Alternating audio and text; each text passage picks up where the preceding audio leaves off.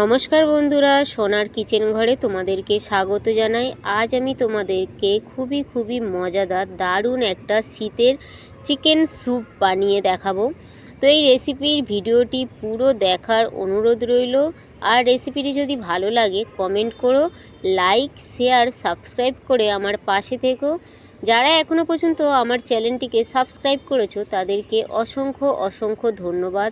আর যারা এখনও আমার চ্যানেলটিকে সাবস্ক্রাইব করোনি, অনুরোধ রইল আমার চ্যানেলটিকে সাবস্ক্রাইব করে আমার পাশে থাকার জন্য। আর যারা আমার ফেসবুক পেজ থেকে দেখছো তাদের কাছে অনুরোধ রইল ফেসবুক পেজটা একটা লাইক দিয়ে একটু ফলো করে দেওয়ার জন্য। তো স্যুপের রেসিপিটি বানানোর জন্য এখানে দেখো আমি একটা গাজর নিয়েছি, অল্প একটু আমি বিনস নিয়েছি, আর অল্প একটু আমি পেঁপা নিয়েছি, কাঁচা পেঁপা। আর 4 থেকে 5 টুকরো আমি একটু চিকেন নিয়ে নিয়েছি, তবে এই চিকেনের মধ্যে হাড্ডি নেই, পুরো বোনলেস চিকেনটা নিয়েছি। এখানে দেখো আমি একটা কুকার নিয়ে নিয়েছি, ওই কুকারের মধ্যে আমি চিকেনের টুকরোটা দিয়ে দিলাম। আর আমি এই পেঁপেটা যেটা নিয়েছিলাম এইভাবে দেখো আমি ছোট ছোট করে কেটে নিয়েছি সবজিগুলো। তো আমি প্রথমে পেঁপাটা দিয়ে দিলাম, তারপরে আমি গাজরটা দিয়ে দিলাম, তারপরে আমি বিনসটা দিয়ে দিলাম। একটা পেঁয়াজ আমি ছোট ছোট করে কেটে রেখেছিলাম, ওই কাটা পেঁয়াজটা দিয়ে দিলাম। 8 থেকে 10টা আমি গোলমরিচ দিয়ে দিলাম, গোটা গোলমরিচ। আর স্বাদ অনুযায়ী নুনটা দিয়ে দিলাম।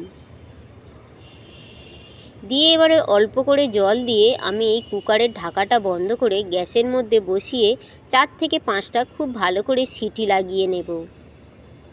তো এখানে দেখো গ্যাসের মধ্যে কুকারটা বসিয়ে 4 থেকে 5টা খুব ভালো করে সিটি লাগিয়ে দিয়ে এবারে দেখো আমি কুকারটা খুলে নিলাম। খুলে নেওয়ার পরে আমার এখানে কিন্তু সবজি আর চিকেনটা পুরো কিন্তু সিদ্ধ হয়ে গেছে।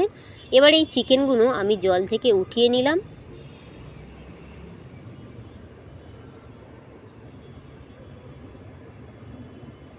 চিকেনগুলো জল থেকে উঠিয়ে নেওয়ার পরে এবারে দেখো আমি একটা কাঁটা চামচের সাহায্যে চিকেনগুলোকে এইভাবে আমি ছাড়িয়ে নেব। আজ আমি এই চিকেন স্যুপটা বানাবো একদম সিম্পলভাবে, যাতে সবাই এটা বাড়িতে বানিয়ে খেতে পারে আর খুবই সুস্বাদু হয় এই চিকেন স্যুপটা। তো এভাবে দেখো আমি চিকেনটাকে এভাবে ছাড়িয়ে নেব। অল্প একটু চিকেন দিয়ে কিন্তু এই স্যুপটা বানালে খেতে কিন্তু দুর্দান্ত লাগে। তো এখানে দেখো চিকেনটাকে আমি এইভাবে কিন্তু কাঁটা চামচের সাহায্যে ছাড়িয়ে নিচ্ছি। আর এখানে দেখো আমার চিকেনটা কিন্তু পুরোটা ছাড়ানো হয়ে গেছে। চিকেনটা ছাড়ানো হয়ে যাওয়ার পরে এবারে দেখো আমি গ্যাসের মধ্যে একটা কড়াই বসিয়ে দিলাম। ওই কড়াইয়ের মধ্যে আমি একটু মাখন দিয়ে দিলাম। মাখনের বদলে তোমরা কিন্তু সাদা তেল দিয়েও করতে পারো, তবে মাখনটা দিলে খেতে কিন্তু ভীষণই ভালো লাগে। মাখনটা গরম হয়ে গেছে। মাখনটা গরম হয়ে যাওয়ার পরে ওই মাখনের মধ্যে আমি একটু ছোট ছোট করে রসুন কেটে রেখেছিলাম, ওই কাটা রসুনটা আমি দিয়ে দিলাম। কাটা রসুনটা দিয়ে আমি রসুনটা একটু হালকা লাল লাল করে ভেজে নেব। তবে এই কাজটা করার সময় গ্যাসটা কিন্তু একদমই কমিয়ে দিয়ে করতে হবে। তো এখানে দেখো আমার কিন্তু রসুনটা দেখো একদম লাল লাল করে ভাজা হয়ে গেছে। এবার এই ভাজা রসুনের মধ্যে আমি যে চিকেনটা নিয়েছিলাম, সিদ্ধ করা চিকেনটা, ওই চিকেনটা আমি দিয়ে দিলাম। চিকেনটা রসুনের মধ্যে দিয়ে আমি চিকেনটাকে একটু নাড়াচাড়া করে হালকা করে একটু ভেজে নেব। তো এখানে দেখো হালকা করে নাড়াচাড়া করে আমি কিন্তু চিকেনটাকে ভেজে নিচ্ছি এইভাবে। আর একদম কিন্তু গ্যাসটা কমিয়ে দিয়ে এই চিকেনটা ভাজতে হবে। এবার এই চিকেনের মধ্যে আমি একটু গোলমরিচের গুঁড়ো দিয়ে দিলাম। গোলমরিচের গুঁড়োটা দিয়ে আবারও আমি চিকেনটাকে একটু নাড়াচাড়া করে নিলাম।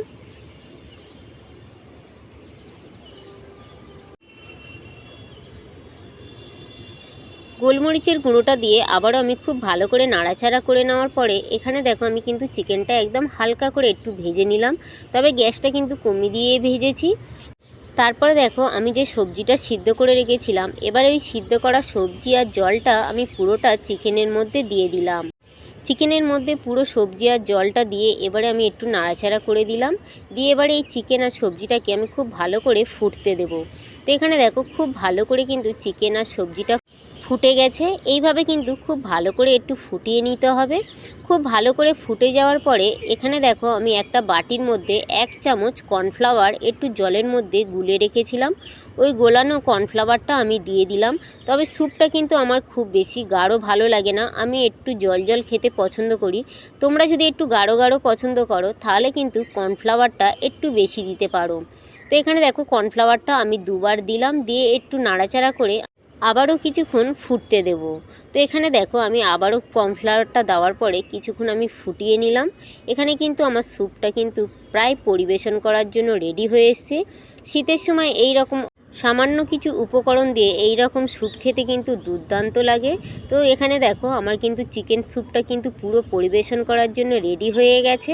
তো দেখতেও কত সুন্দর লাগছে দেখো, আর খেতেও কিন্তু খুব ভালো লাগে।